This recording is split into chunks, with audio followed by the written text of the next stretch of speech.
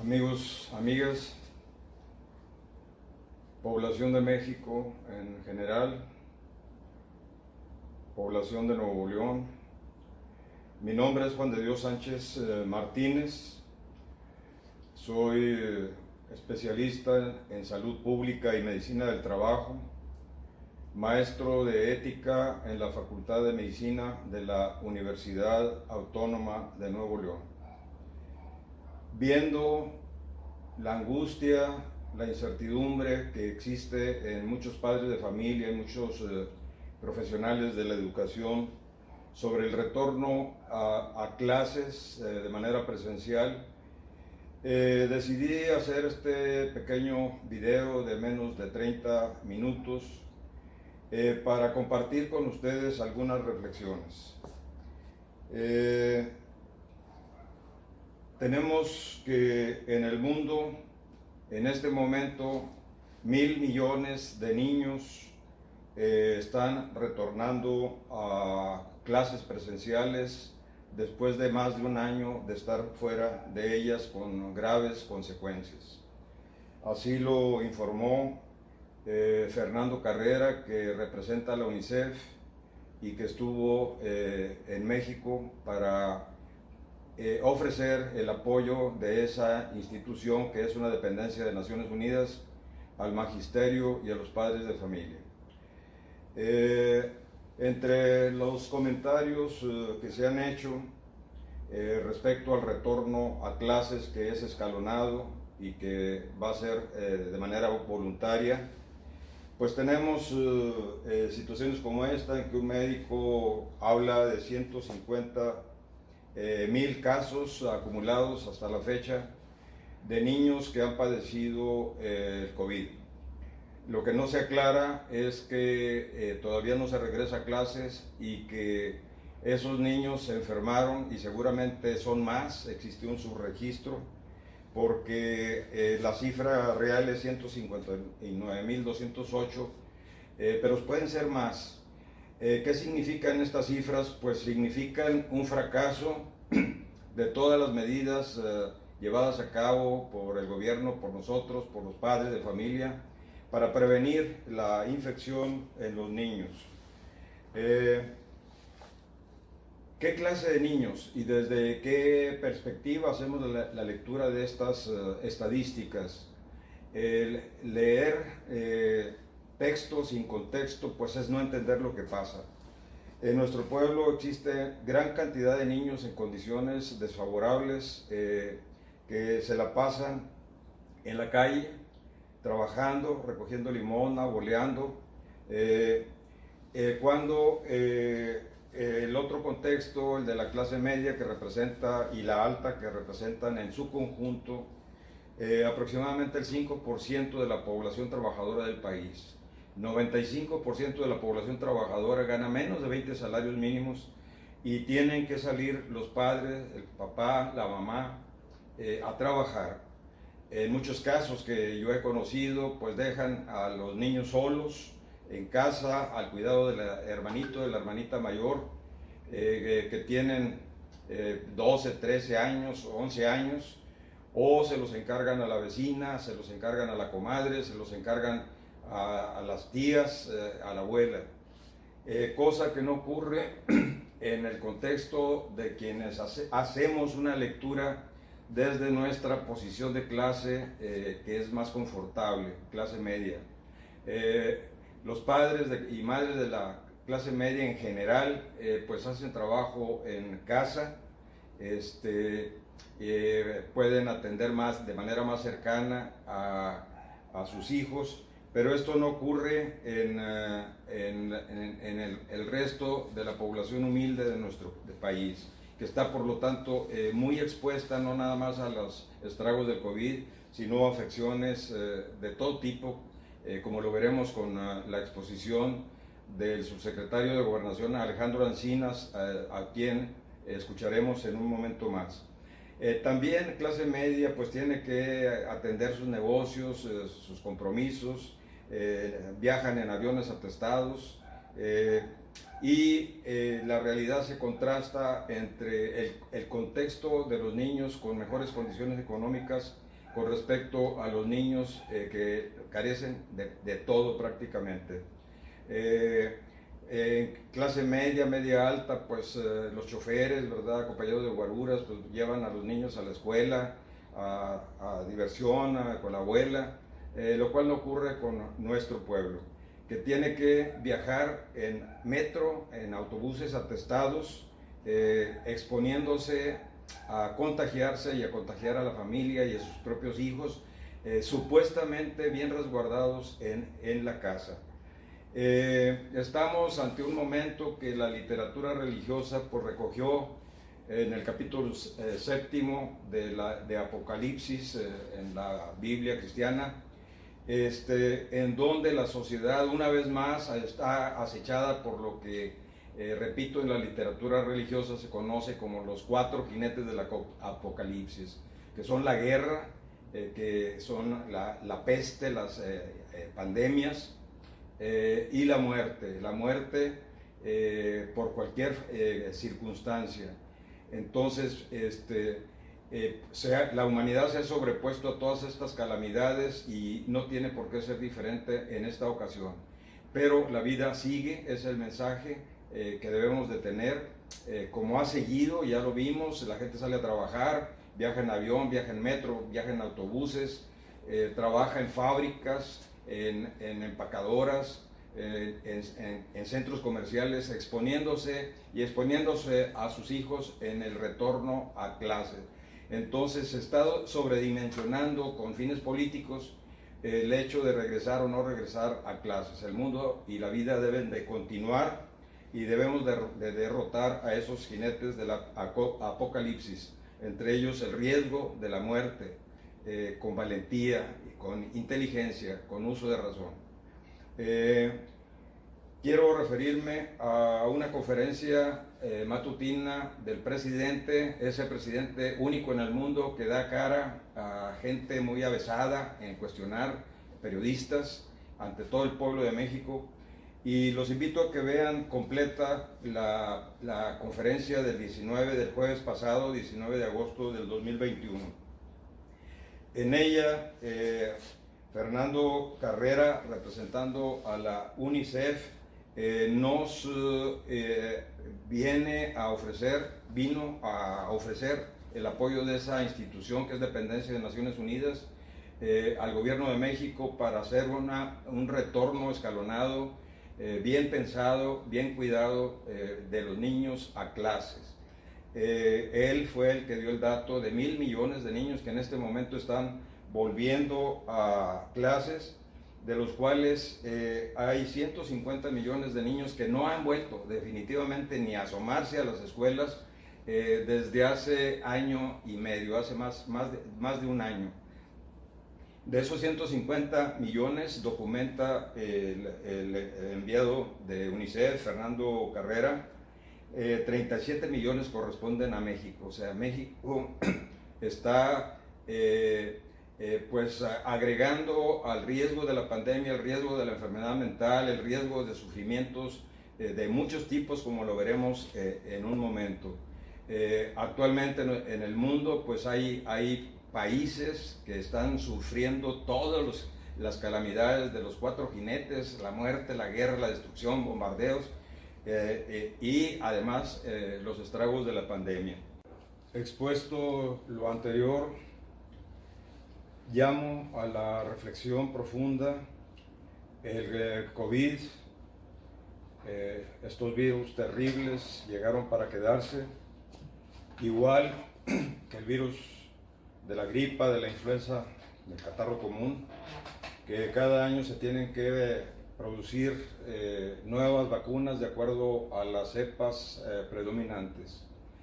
Y ojalá que no llegue el momento en que el virus nos llegue a permanecer en el cuerpo de manera latente, como ocurre con el herpes labial, urogenital, porque entonces sí sería un problema más grave. Entonces tenemos que utilizar toda nuestra inteligencia.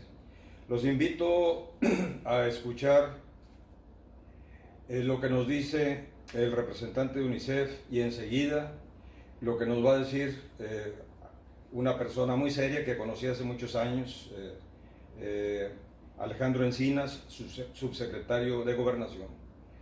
Recomiendo a las personas que son muy sensibles a que se abstengan de escuchar lo que nos informa, porque realmente desconocíamos las situaciones tan graves que estamos padeciendo. Estamos haciendo visible lo que no era visible, lo que ha sido invisible para todos porque por intereses económicos o políticos se ocultaba. Pero vivimos en un momento de transparencia, de reflexión y de compromiso ciudadano. Escuchemos, por favor. Siempre México está muy cercano a mi corazón. Yo soy de origen guatemalteco y por supuesto he estado muchísimas veces en México en anteriores ocasiones y en otras capacidades he estado acá cooperando y trabajando con el gobierno mexicano. Así que para mí es un verdadero honor volver a estar en México y volver a acompañar a México en su camino. Y en esta ocasión en particular acompañarlos en este gran desafío que es que los niños, niñas y adolescentes de México vuelvan a recibir clases presenciales. Este no es un desafío solo para México. Hay que decirlo que debido a la pandemia se cerraron las escuelas en todo el mundo. No es solamente México el que cerró escuelas, fue todo el mundo el que lo hizo. Y todos los países han tenido que recorrer el camino complejo de cómo volver a abrir las escuelas, ¿no? Para darles números concretos, tenemos ya 1.000 millones de niños que están volviendo a las clases en todo el mundo y eso nos tiene muy contentos. Tenemos 750 millones de niños que están a punto de volver a clases, ¿sí? Y tenemos lamentablemente todavía 150 millones de niños que nunca han vuelto a clases desde hace 18 meses, clases presenciales. Lamentablemente México contribuye a buena parte de esos 150 millones, casi 37 millones de esos 150 son aportados por México. Y la decisión del gobierno de México, de ustedes como sociedad, de comprometerse a un retorno seguro a las escuelas, es sin duda alguna un acontecimiento importantísimo para los niños, las niñas de México, pero muy importante para el mundo y quiero destacarlo. Quiero decir que este gesto que está haciendo el gobierno de México de promover el retorno a clases es un gesto de valor mundial. En el mundo entero se está celebrando esta decisión. Por supuesto que todos queremos cuidar a los niños y tengan seguro que la labor de UNICEF es precisamente proteger los derechos humanos de los niños y las niñas y adolescentes del mundo y de México, por supuesto.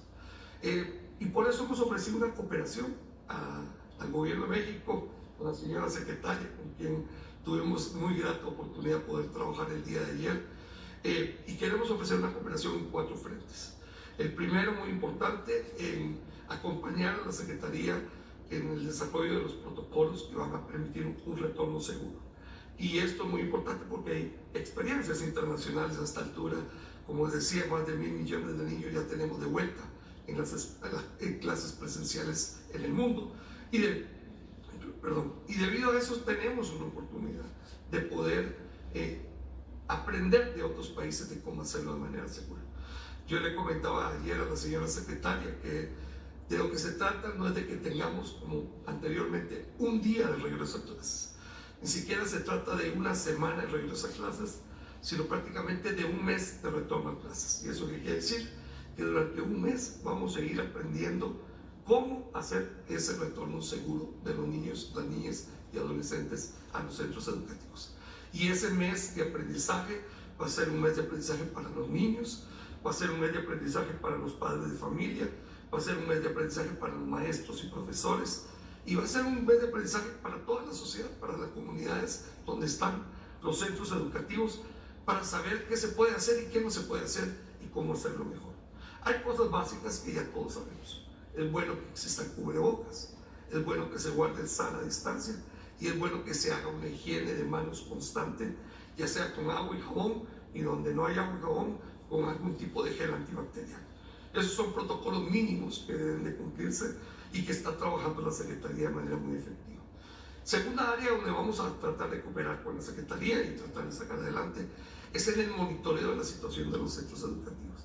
Y ayer le ofrecimos a la señora secretaria la oportunidad de trabajar conjuntamente un sistema de información y de monitoreo de todas las escuelas, todos los centros educativos, para que podamos ver dónde hay problemas y dónde hay que atender problemas. Por supuesto que pueden haber focos infecciosos, eso démoslo por descontado que es una posibilidad. La pregunta no es si van a haber, porque han habido focos infecciosos por todo el territorio nacional. ¿Por qué no habría de haberlos en las escuelas y colegios? Es algo normal que suceda. La pregunta es cómo los manejamos. La pregunta es cómo hacer un manejo efectivo de los focos infecciosos. Y en eso queremos cooperar para que el sistema de información nos detecte rápidamente esto y en cooperación con la Secretaría de Salud hagamos un manejo efectivo y eficiente de esos focos infecciosos. En tercer lugar, queremos cooperar también con la Secretaría en la comunicación. Muy importante que todos tengamos la información correcta, la información más creíble, la información más confiable de qué hacer y qué no hacer frente a la pandemia y la apertura de las escuelas. Y queremos acompañar con mensajes positivos, dirigidos a los maestros, dirigidos a los padres de familia y dirigidos a los niños, niñas y adolescentes, que al final de cuentas están esperando ansiosamente volver a ese momento de encontrarse con sus amigas y amigos, compañeros de clase. Y bueno, un tema muy importante que quizás una vez que estemos en el retorno a clases, ya haya pasado un par de meses, ya parecerá que no están, ya todo pasó. Bueno, ahí empieza el trabajo duro y vamos a trabajar duro con la Secretaría en recuperar aprendizajes. Eso es un tema muy importante. Se han perdido aprendizajes, por más que hemos hecho medidas remediales en el mundo entero, en todos los países del mundo, todos los niños del mundo han sufrido pérdidas de aprendizaje y tenemos que recuperar aprendizajes. Y lo segundo, que es muy importante, la señora secretaria lo tiene muy claro, por cierto, es que necesitamos recuperar la normalidad de salud mental para los niños y niñas. Han sufrido muchísimo en este periodo y eso es algo que no se habla, de lo cual no se dice mucho, pero ahora la presidenta de la Comisión de Derechos Humanos de la ciudad lo podrá explicar. Las voces de los niños, niñas y adolescentes son muy claras. Esto ha sido un periodo que para todos ha sido de estrés, para todos ha sido de muchísimos desafíos, para ellos ha sido terriblemente cortante en su desarrollo personal, afectivo. Y por eso queremos retornar con una visión de acompañamiento efectivo. Yo diría que antes de empezar incluso en recuperación pedagógica que necesitamos hacer de los aprendizajes, necesitamos normalizar la afectividad de los niños para que vuelvan a sentirse seguros, protegidos y amados, que es lo que todos queremos. Y bueno, ese es el trabajo de nuestro UNICEF en México y en el mundo, acompañar a los gobiernos y a las sociedades a que podamos hacer lo mejor por los niños. Y quiero cerrar solamente felicitándolo, señor presidente, nuevamente por esta excelente oportunidad que le da a los niños y niñas de México de retornar a las escuelas y retomar su vida normal.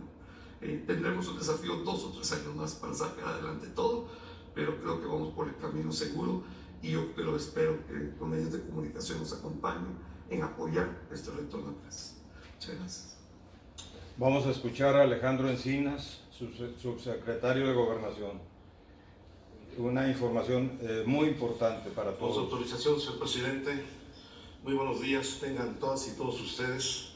Vamos a presentar los resultados de un estudio que se hizo en coordinación con distintas dependencias e instituciones del gobierno federal para evaluar el impacto de la pandemia en niños y niñas y niños, siempre en el ánimo de establecer un conjunto de políticas públicas y acciones que coloquen en el centro de atención los derechos humanos de las niñas y los niños y, por supuesto, el interés superior de la niñez.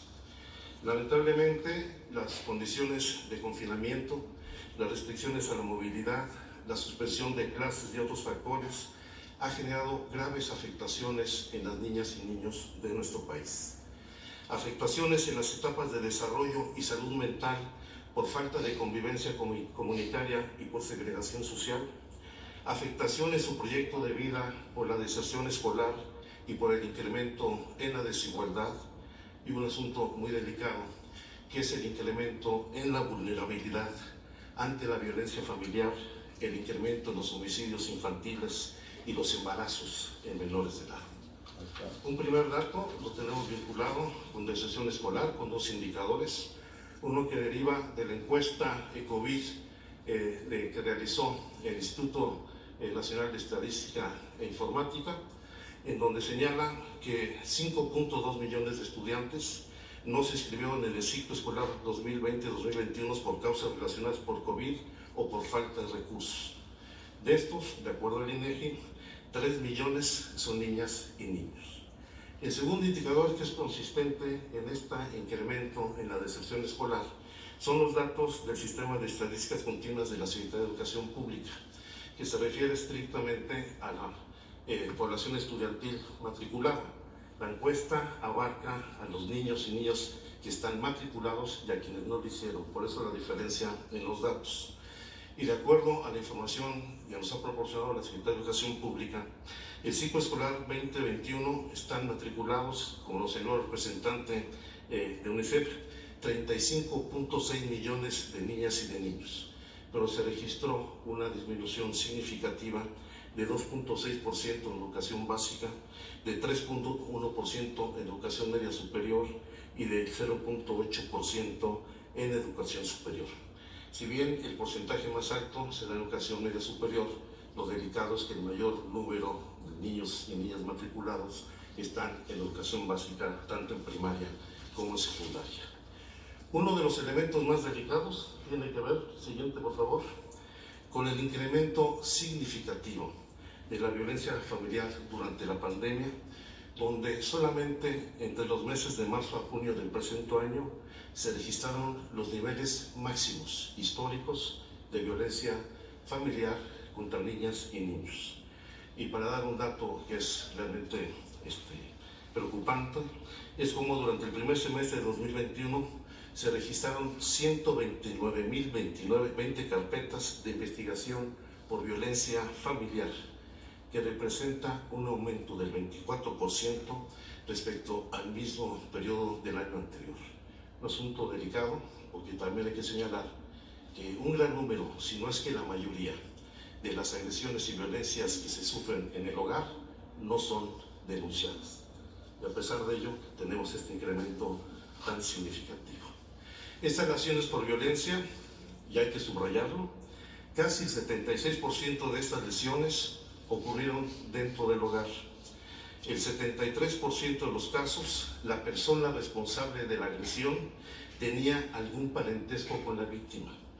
El 81.6% de las víctimas fueron niñas y jóvenes mujeres adolescentes.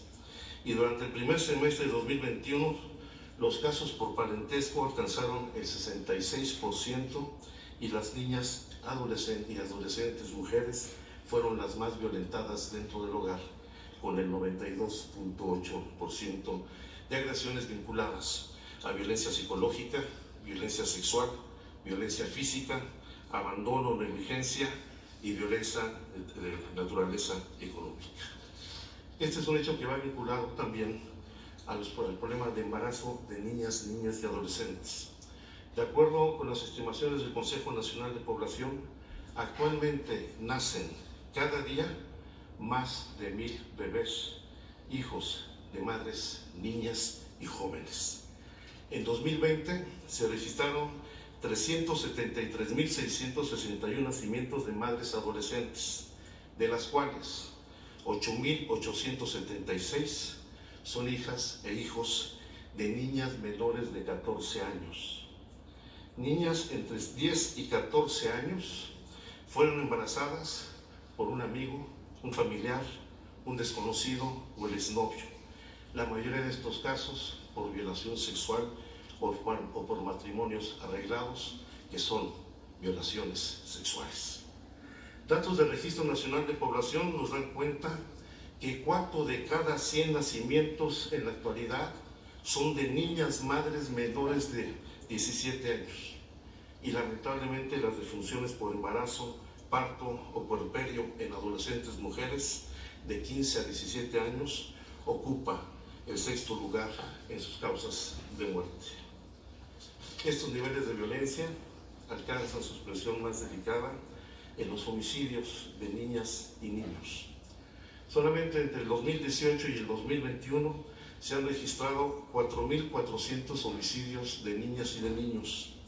En 2020, la tercera causa de defunción de niños en el país es el homicidio de los niños y es la sexta entre las niñas entre los 1 y los 14 años. En el caso de los adolescentes, la primera causa de defunción es el homicidio. Desde 2017 se registran alrededor de 1.500 homicidios anuales y la tendencia, como lo pueden apreciar en la gráfica, se ha ido incrementando a partir de la pandemia en el año 2020. Junto a ello, en 2020 hubo 1.100 suicidios de niñas y de niños, una cifra que no habíamos registrado anteriormente. La tasa de suicidios en niñas, niños y adolescentes aumentó en 12% entre 2019 y 2020, llegando también a su máximo histórico. Los suicidios de niñas y niños entre 10 y 14 años aumentaron en 37% en el caso de niños y 12% en el caso de niñas y mujeres adolescentes. Y lo más delicado, el pensamiento suicida en adolescentes aumentó del 5.1 al 6.9 de 2018 a 2020, y la conducta suicida se incrementó en adolescentes del 3.9 al 6% de 2018 a 2020. Y esto también ha impactado en el caso de la desaparición de menores de edad. Actualmente tenemos registrados entre el 1 de enero de 2020 y el 10 de agosto 4.325 niñas y niños desaparecidos en México, 1.470 niños y 2.853 niñas. El 66% de las desapariciones, que se da fundamentalmente en adolescentes mujeres entre los 15 y los 17 años de edad, presumiblemente víctimas de la trata de personas. Y lamentablemente también en muchos casos el procedente tiene algún vínculo familiar o de parentesco con la víctima. Por eso, desde el ámbito de los derechos humanos y la protección del interés superior de los niños, consideramos urgente abrir los espacios de convivencia y educativos que permitan que las niñas y los niños comiencen a resarcir las afectaciones por el confinamiento. El regreso a clases, sin lugar a dudas, es una medida preventiva importantísima. Las escuelas son espacios de formación, pero también de convivencia, que permiten incluso prevenir y detectar los otros tipos de violencia de que son objetos las niñas y los niños. Es necesario abrir los espacios públicos, las bibliotecas, los museos, las actividades deportivas, los cursos de verano, para fomentar este tipo de convivencia de la que han estado ausentes durante más de un año las niñas y los niños. Y junto con ello, tomar las medidas preventivas, lo decía el representante de UNICEF, la Secretaría de Educación. Hay que fortalecer las medidas preventivas sanitarias, incentivando el cuidado comunitario y el autocuidado de las niñas y niños. Hay que hacer una cultura de autocuidados en la niñez de nuestro país para evitar la propagación del virus. Es cuanto, señor presidente.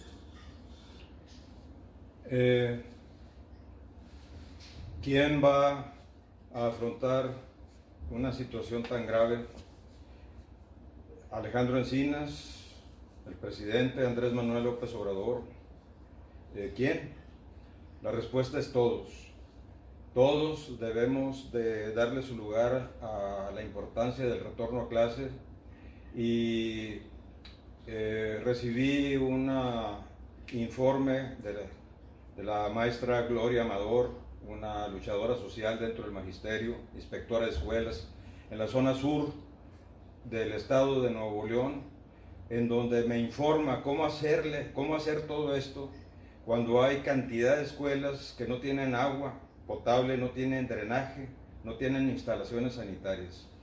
Mi propuesta fue que se hiciera una exposición fotográfica itinerante por varias colonias, y que se hiciera un diagnóstico situacional y una estimación de costos de cada variable a corregir, para buscar padrinos y madrinas, y nos involucremos todos en esta gran tarea. La niñez es el futuro de México, es por lo que hemos trabajado toda la vida. Muchas gracias, espero que difundan, que compartan este esfuerzo de comunicación.